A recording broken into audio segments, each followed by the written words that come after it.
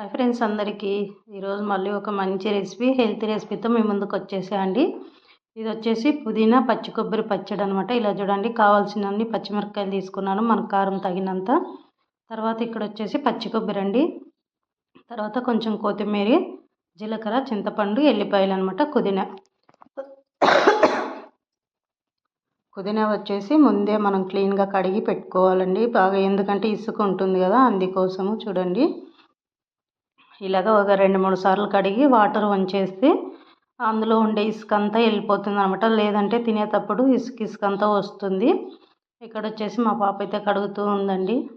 చూడండి, మళ్ళీ చేతులు ఎవరు అనుకుంటారు కదా, కాదండి, మా పాప అయితే కడుగుతూ ఉందన్నమాట.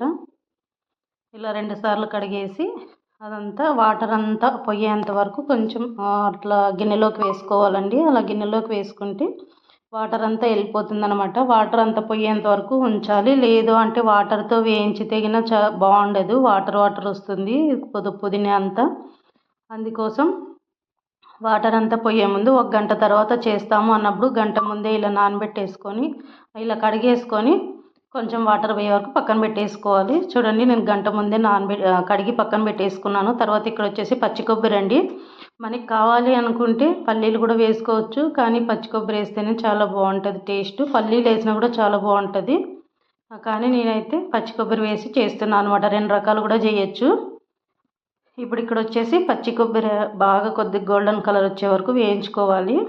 చూడండి, నేనైతే మట్టి పాత్రలోనే వేయించుతూ ఉన్నా, ఎందుకంటే చాలా బాగుంటుంది అనేసి. నేను ఎక్కువ మట్టి పాత్ర యూజ్ చేస్తుంటానండి.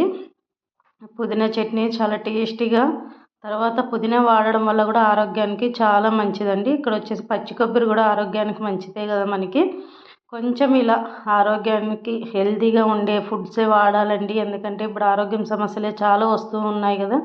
అలా రాకూడదు అంటే ఇలా కొంచెమైనా మనము మార్పు చేసుకొని ఇలా వంటలు చేసుకుంటూ ఉంటే ఇంట్లోనే చాలా బాగుంటుంది. ఈ పచ్చడి రైస్లో కానీ చూడండి, ఇప్పుడు గోల్డెన్ కలర్ వచ్చేసాయి కదా, తీసేసాను అనమాట. తర్వాత ఇప్పుడు వచ్చేసి పచ్చిమిర్చి వేసుకుంటూ ఉన్నాను. ఇవి కూడా కొద్దిగా బాగా వేయించుకోవాలండి, కొంచెం ఆయిల్ వేసుకొని. ఇక్కడైతే ఇట్లా మట్టి పాత్రలో వేయించుకోవడం వల్ల మంచి టేస్ట్ అయితే వస్తుంది.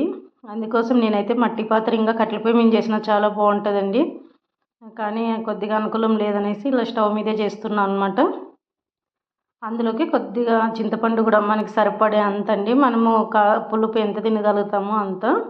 ఇలా చింతపండు కూడా ఇలా ఆయిల్లో వేయించుకుంటే మంచి టేస్ట్ వస్తుంది చింతపండు. కానీ మనకు కొంతమంది వాటర్లో నానేసి కూడా వేసుకుంటారు, కానీ ఇలా చేసుకుంటేనే చాలా బాగుంటుందండి. అందుకోసం నేనైతే ఇలాగే చేశాను అనమాట.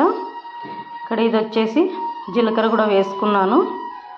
జీలకర్ర కూడా కొద్దిగా వేయించుకోవాలి, జీలకర్ర కూడా వేయించుకుంటేనే చాలా బాగుంటుంది.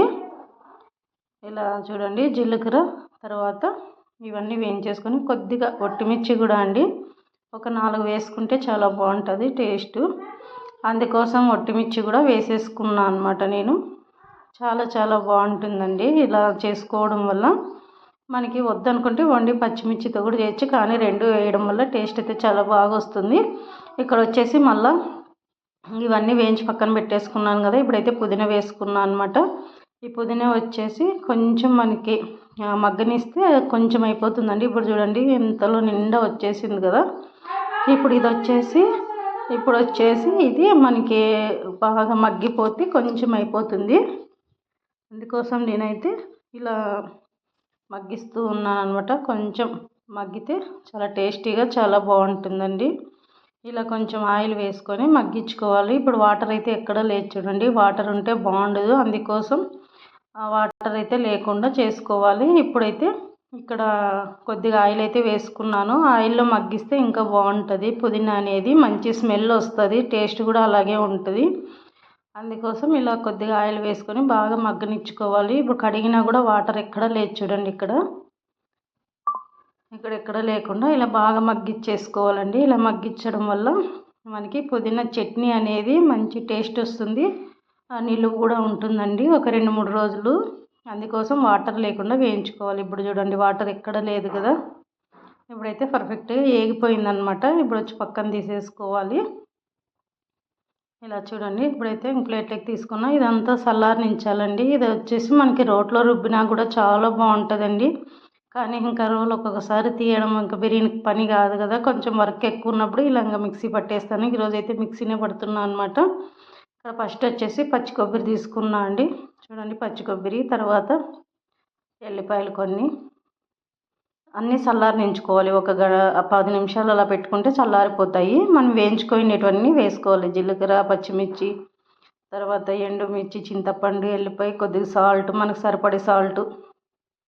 ఇలా చూడండి, మనకు సరిపడే సాల్ట్ కూడా వేసేసాను అనమాట. ఇలా వేసేసి మొత్తం మిక్సీ పట్టుకోవాలి. కొంచెం కచ్చాపచ్చాగా పట్టాలండి, ఎక్కువ నున్నగా పట్టకూడదు, టేస్ట్ బాగుండదు మళ్ళాను. ఎందుకంటే ఇప్పుడు పుదీనా కొత్తిమీర అయితే వేసుకున్న తర్వాత మరి కొద్దిసేపు పట్టాలి. అలాగా ఎక్కువ నున్నగా చేస్తే టేస్ట్ అనిపించదండి. కొంచెం కచ్చాపచ్చాగా ఉంటేనే టేస్ట్ సూపర్గా ఉంటుంది పుదీనా పచ్చడి అనేది. ఇప్పుడు కొంచెం వాటర్ వేసుకోవాలి. ఎక్కువ వాటర్ కూడా వేయకూడదండి, కొంచెం వాటర్ వేసుకొని ఇలా చూడండి. ఇప్పుడైతే పూర్తిగా అయిపోయిందనమాట. ఇలా చూడండి, కొద్దిగా ఇలా కచ్చాపచ్చగా వేసుకోవడం వల్ల మంచి టేస్ట్ అయితే వస్తుంది. అందుకోసం అయిపోయింది. ఇప్పుడైతే ఇంకా గిన్నెలోకి సర్వ్ చేసుకుంటున్నాను చూడండి.